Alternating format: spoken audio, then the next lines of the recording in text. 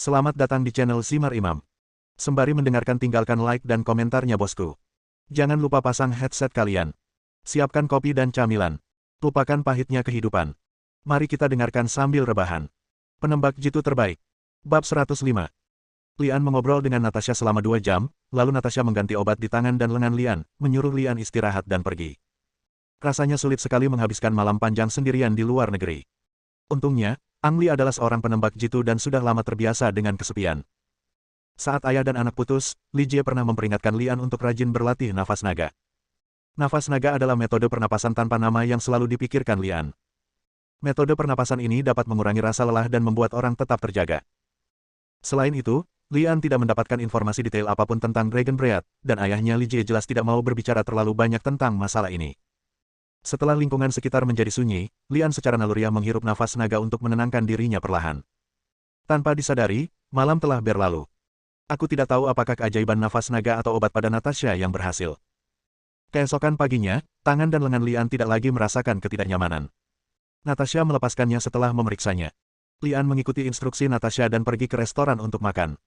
Pelajar dari negara lain yang datang untuk mendaftar juga sudah datang, dan mereka semua berkumpul di restoran. Lian tidak terbiasa dengan makanan barat. Untungnya, di sini, sama seperti pasukan di negaranya sendiri, dia bisa makan sebanyak yang dia mau. Saat Ang Li hendak mendapatkan makanan, dia bertemu Yamamoto Chihiro dan tentara Amerika John. Yamamoto Chihiro mengikuti John berkeliling seperti anjing, berbicara dari waktu ke waktu. Ketika dia melihat Lian, dia langsung menyusut di belakang John. Dia cukup iri dengan Ang Li sekarang dan khawatir Ang Li akan mengalahkannya seperti dia mengalahkan John, jadi dia mengusulkan pertarungan di bidang penembak jitu. Setelah John melihat Ang Li, dia melangkah mendekat. Jelas, dia tidak memiliki rasa takut pada Ang Li seperti Yamamoto Chihiro, tapi dipukul hingga pingsan oleh Ang Li membuatnya merasa terhina. Lian. Suara itu berteriak keras, langsung menarik perhatian orang lain. Ke-30 siswa tersebut berasal dari 30 negara yang berbeda, tetapi pada dasarnya mereka semua dapat berbicara sedikit bahasa Inggris. Melihat sikap John, semua orang ingin tahu apa yang akan terjadi di antara mereka berdua. Bertarung. Hebat sekali, ini bisa menambah sedikit kesenangan dalam kehidupan pelatihan yang membosankan ini. Orang-orang jahat telah memutuskan bahwa jika mereka bertarung, mereka akan beruntung. Lian mengerutkan kening, menatap John yang mengesankan dan bertanya, apakah kamu masih ingin bertarung lagi? Tidak, tidak. John melambaikan tangannya dengan cepat. Apakah dia pasti mampu mengalahkan Ang Li dalam satu pertarungan lagi? Tidak. John tidak terlalu percaya diri dalam hal ini. Dia ingin menemukan kemenangan yang pasti untuk bersaing dengan Ang Li. Liang, sejujurnya aku tidak yakin sama sekali setelah dikalahkanmu kemarin, dan aku ingin bersaing denganmu lagi, kata John langsung, karakternya ditakdirkan tidak akan berbalik ketika berbicara. Apa yang ingin kamu bandingkan? Lian bertanya. John mengulurkan tangan dan mengambil sepotong roti dari tempat makanan di sebelahnya, membuka mulutnya dan menggigit sebagian besar roti itu. Sambil mengunyah, dia menaburkan remah roti dan berteriak, mari kita bersaing satu sama lain untuk melihat siapa yang bisa makan lebih banyak. Lebih dari yang bisa Anda makan. Lian mengarahkan pandangannya pada Yamamoto Jihirang yang bersembunyi di belakang, dan bertanya, apakah itu ide orang itu? Yamamoto Jihang buru-buru mengecilkan tubuhnya kembali, mencoba menjauhkan dirinya dari Lian. Lian mengutuk dalam hatinya karena tidak tahu malu. Dari segi penampilan, Ang Li sedikit lebih kecil dari John. Dengan perawakannya yang besar, John secara alami tidak ragu-ragu dalam hal makan dan boleh makan. Sebaliknya, hewan yang lebih kecil biasanya tidak bisa makan banyak. Justru karena itulah Yamamoto Chihiro mengusulkan kepada John agar dia makan lebih banyak daripada Lian. Tidak peduli siapa yang mengatakannya, tanyakan saja apakah kamu berani bersaing denganku. John menyingkir untuk menghalangi pandangan Lian.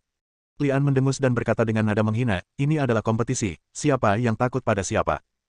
Tapi bagaimana jika kamu kalah kali ini? Apakah aku akan kalah?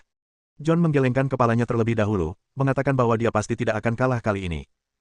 Lalu dia menepuk dadanya dan berkata, jika aku kalah, aku bisa melakukan apapun yang kamu ingin aku lakukan. Ang Li menunjuk ke arah Yamamoto Jihang dan berkata, aku tidak suka pria itu. Jika kamu berkata begitu, menjauhlah dari pria itu. Jangan biarkan aku melihat kalian berdua bersama lagi. Bos John. Yamamoto berteriak cemas. Tapi John terlihat cuek dan tenang, menepuk dadanya dan berteriak, tentu, seperti yang kamu katakan, jika aku kalah, aku akan menjauh dari Yamamoto. Di sini Ang Li dan John telah mencapai kesepakatan persaingan, tetapi di sana orang-orang sudah menimbulkan masalah. Ya Tuhan, apakah anak itu gila? Lihat seberapa banyak dia bisa makan dengan tubuh kecilnya. Saya pikir dia sudah gila dan mencari pelecehan. Taruhan dibuat. Taruhan lebih banyak dan menangkan lebih banyak, bertaruh lebih sedikit dan menang lebih sedikit, bertaruh dan pergi. Orang-orang melontarkan berbagai seruan, dan meja judi untuk kedua orang itu segera didirikan. Hampir semua taruhan pada John akan memenangkan permainan ini, yang menempatkan bandar taruhan pada posisi yang sulit. Tidak ada yang bertaruh pada Ang Lee, jadi bagaimana Anda membuat taruhan ini? Saya yakin orang China itu yang menang.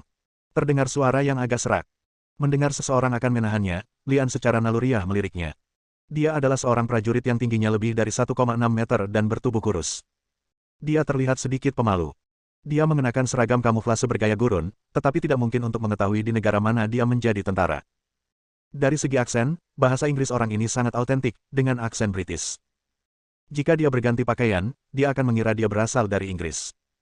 Tapi itu hanya fenomena dangkal. Seragam kamuflase gaya gurunnya menunjukkan bahwa dia berasal dari Timur Tengah, wilayah dengan penggurunan parah.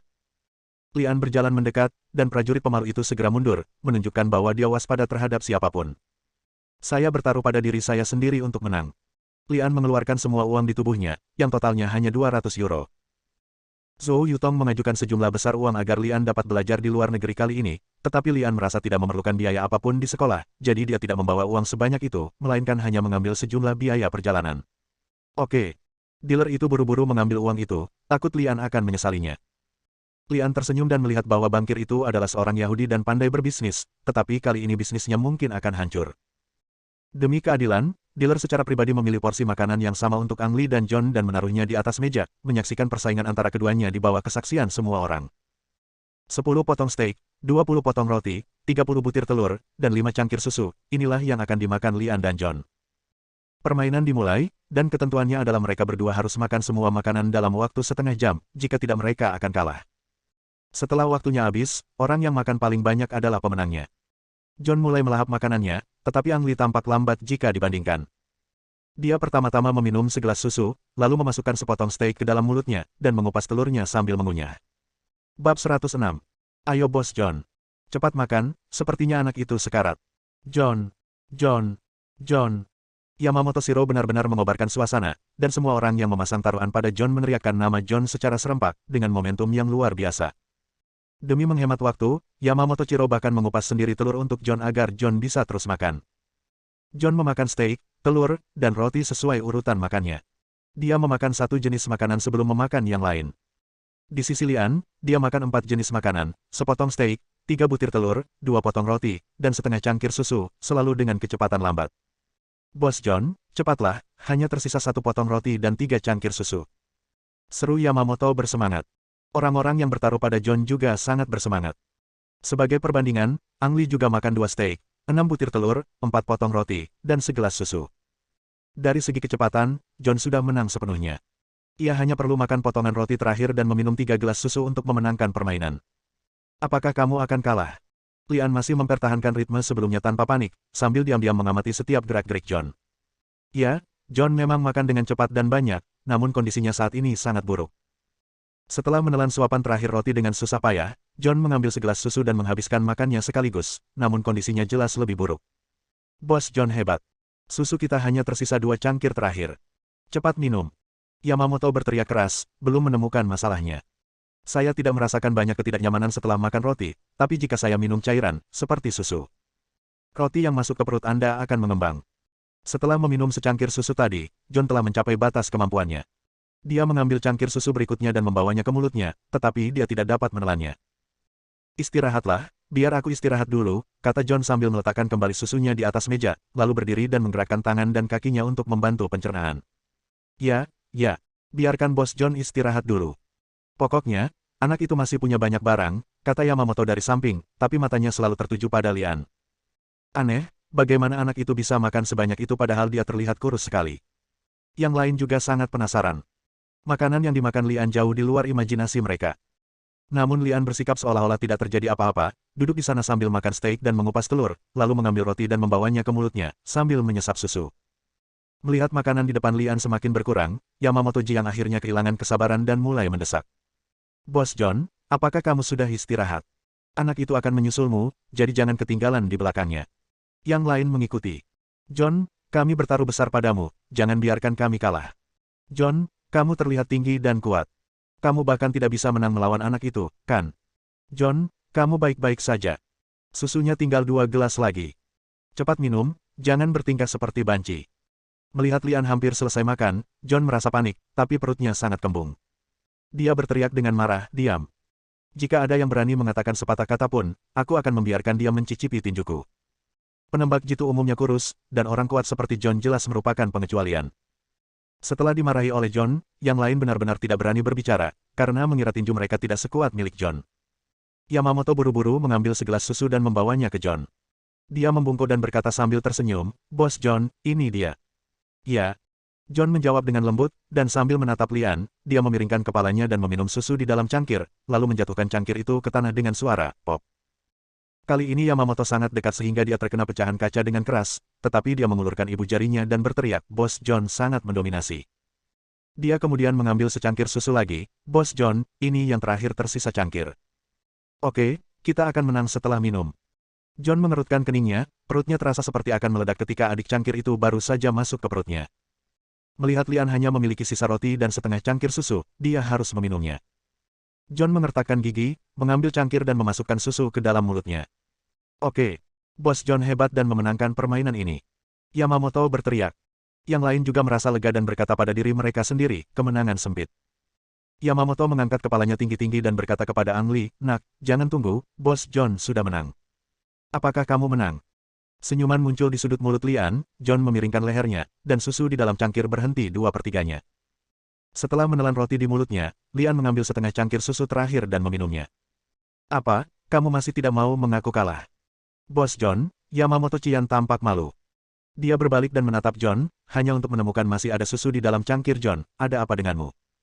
Minumlah dengan cepat, kita akan menang jika kita meminumnya." Saat dia berbicara, San Benyan kembali menatap Lian dari waktu ke waktu, merasa semakin cemas. John juga sama cemasnya. Ketika dia melihat Lian akan meminum separuh terakhir dari cangkir susu, dia dengan paksa menelan susu di mulutnya ke dalam perutnya dengan suara gemericik, dan sisa susu di dalam cangkir secara alami masuk ke dalam mulut. "Menang." Yamamoto tersenyum cerah kali ini, dan hendak berbalik dan mengejek Lian ketika dia mendengar suara pop datang dari belakang, dan kemudian gelombang kehangatan mengalir ke kepalanya. Makanan bercampur steak, telur, roti, dan susu mengalir dari kepala Yamamoto Jiun, mengeluarkan bau yang tidak sedap. Muntah. John muntah hebat, dan makanannya muncrat ke arah Yamamoto Jigen. Yamamoto Jihiro berdiri di sana seperti orang bodoh, menerima baptisan makanan. Nyaman. Setelah muntah, John mengulurkan tangan dan mengusap perutnya, merasa semuanya baik-baik saja. Retakan. Lian meletakkan cangkir susu kosong di atas meja. "Won. Anak itu memenangkan permainan ini. Luar biasa, luar biasa, bagaimana tubuh kecilnya bisa makan begitu banyak." "Tunggu, apa yang ingin dilakukan anak itu?" Orang-orang berteriak kaget. Di bawah tatapan semua orang, Lian berjalan mendekat dan mengambil 2 steak lagi, 4 telur, sepotong roti, dan segelas susu, lalu memakan makanan ini di depan semua orang. Setelah bersendawa, Lian berkata dengan senyuman di wajahnya, "Oke, kali ini aku kenyang." "Apa? Apakah Anda masih belum kenyang setelah makan terlalu banyak sebelumnya?" Orang-orang benar-benar tercengang. Ang Li tidak hanya memenangkan persaingan dengan John, dia juga makan jauh lebih banyak dari yang diperbolehkan. "Liang, aku, John, benar-benar yakin sekarang." John menyerah, lalu berteriak pada Yamamoto Jian, "Menjauhlah dariku mulai sekarang, apa kau mendengarku?" "Bos John," San benci yang merasa dia telah ditinggalkan oleh seluruh dunia, dan semua orang menghindarinya. Siapa yang membuatnya terlihat sangat menjijikkan? Bab 107. Jam 8 pagi. Semua orang berdiri di taman bermain sekolah dengan senjata lengkap. Selain senapan sniper Type 85, Ang Li hanya membawa peluru sniper dalam jumlah tertentu, dan selain itu ia tidak membawa senjata dan perlengkapan apapun.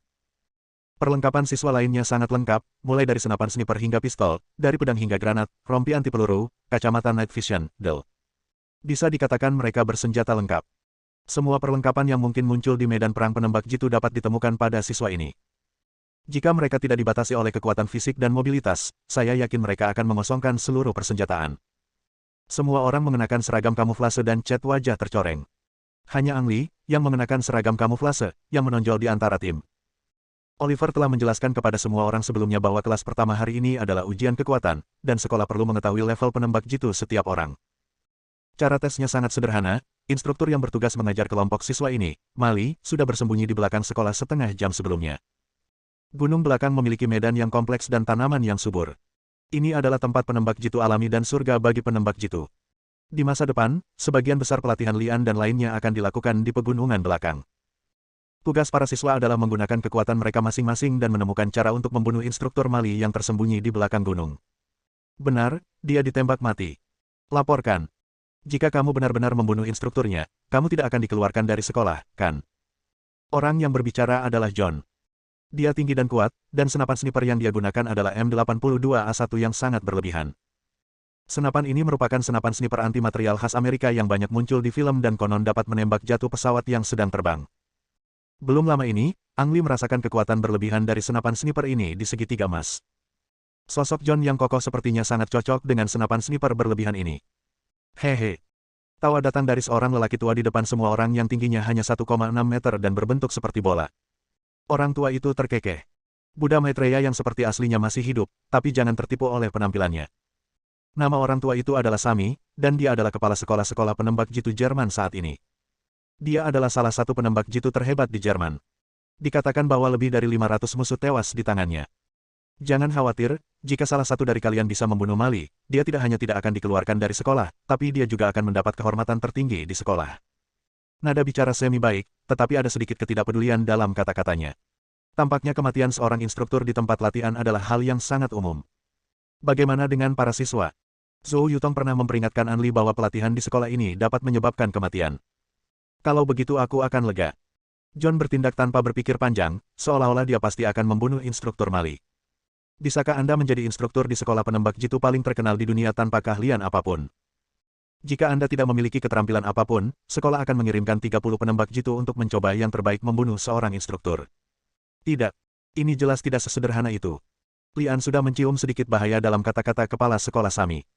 Semua siswa mungkin akan terbunuh.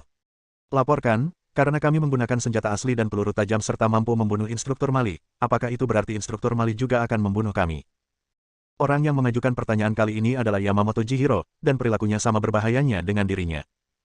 Namun, pertanyaan inilah yang ingin diketahui sebagian besar siswa. Apakah mereka akan mati dengan gemilang di hari pertama pelatihan? Hehe. Kepala sekolah semi tersenyum karena kebiasaan, tetapi penerjemah Oliver lah yang menjawab. Anda dapat yakin tentang hal ini. Meskipun metode pengajaran di sekolah selalu menggunakan peluru tajam, dengan latar belakang pengajaran penembak jitu yang sebenarnya, dan setiap pelatihan harus melalui ujian hidup dan mati, mengingat ini adalah kelas pertama Anda setelah masuk sekolah, instruktur Mali menggunakan peluru semuanya ditingkatkan. Sederhananya, peluru yang ditembakkan oleh instruktur asal Mali hanya akan menimbulkan rasa sakit, namun tidak benar-benar membunuh Anda. Petik 2. Mendengar ini, semua orang diam-diam merasa lega. Lagi pula, tidak ada yang ingin mati di kelas 1.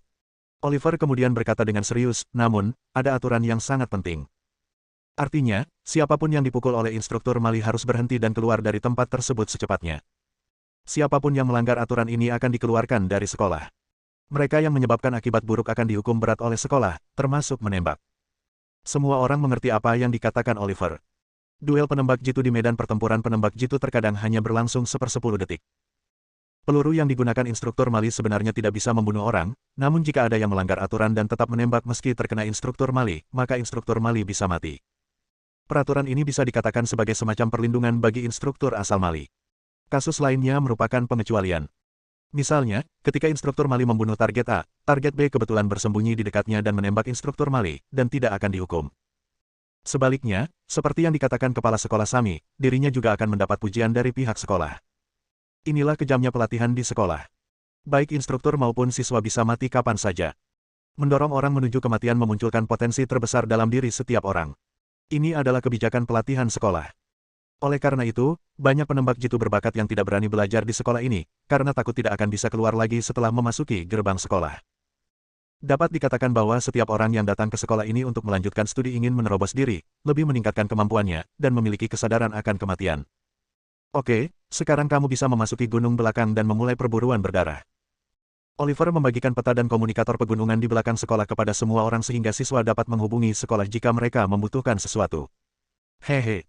Terakhir, saya akan memberi Anda sedikit nasihat, jangan pernah menganggap Mali sebagai instruktur, tetapi sebagai musuh yang nyata. Baiklah. Silakan, saya sangat menantikan penampilan Anda. Petik 2. Kepala sekolah semi memberikan nasihat terakhir kepada semua orang. 30 penembak jitu pergi memburu satu penembak jitu. Situasinya sangat menguntungkan bagi siswa seperti Lian. Jika para siswa ini selalu bersama, instruktur Mali akan dikepung oleh 30 senapan sniper setiap kali dia muncul. Sayangnya para siswa baru melapor, bahkan nama satu sama lain tidak diketahui, sehingga tidak ada kepercayaan sama sekali. Berdasarkan premis ini, ditakdirkan bahwa siswa tidak dapat dipelintir menjadi tali. Begitu mereka melangkah ke gunung belakang, mereka akan berhamburan ke berbagai tempat seperti air. Begitu Lian memasuki gunung belakang, dia segera bersembunyi. Meskipun hanya ada satu instruktur, Mali, dia memasuki gunung belakang terlebih dahulu dan mengintai di sini. Sangat tidak bijaksana untuk berjalan di gunung belakang dengan gegabah saat ini, karena dia bisa menjadi sasaran pembunuhan oleh instruktur Mali kapan saja. Waktu. Itu sebabnya Lian membiarkan dirinya menghilang dulu dan menunggu dan melihat apa yang terjadi. Bab 108. Seringkali, penembak jitu mengadopsi taktik menunggu dan melihat. Temukan tempat untuk bersembunyi, tunggu mangsanya muncul di bawah todongan senjata, lalu bunuh target sebelum dia menyadari Anda. Hanya dalam keadaan yang jarang terjadi, penembak jitu akan bergerak. Di medan pertempuran, setiap gerakan bisa berakibat fatal bagi seorang penembak jitu, apalagi jika musuhmu juga seorang penembak jitu. Saat bergerak, Anda tidak pernah tahu kapan Anda akan menabrak senjata musuh. Retakan. Suara tembakan terdengar kurang dari separuh waktu para siswa memasuki bukit belakang, dan suara Oliver segera terdengar dari komunikator semua orang. Pelajar Paul dari Perancis tewas dalam aksi. Silakan keluar dari lapangan penembak jitu sesegera mungkin. Paul, Ang Li tidak memiliki kesan apapun terhadapnya, tetapi dia tahu bahwa pertempuran telah dimulai, dan instruktur Mali melepaskan tembakan pertama. Para siswa yang bisa masuk ke sekolah penembak jitu ini pasti bukanlah orang-orang yang tidak dikenal, setidaknya mereka adalah raja-raja penembak jitu di negaranya sendiri. Namun sesampainya di sini, Paul tersingkir bahkan tanpa melihat bayangan instruktur Mali. Suara tembakan mengungkap posisi instruktur Mali.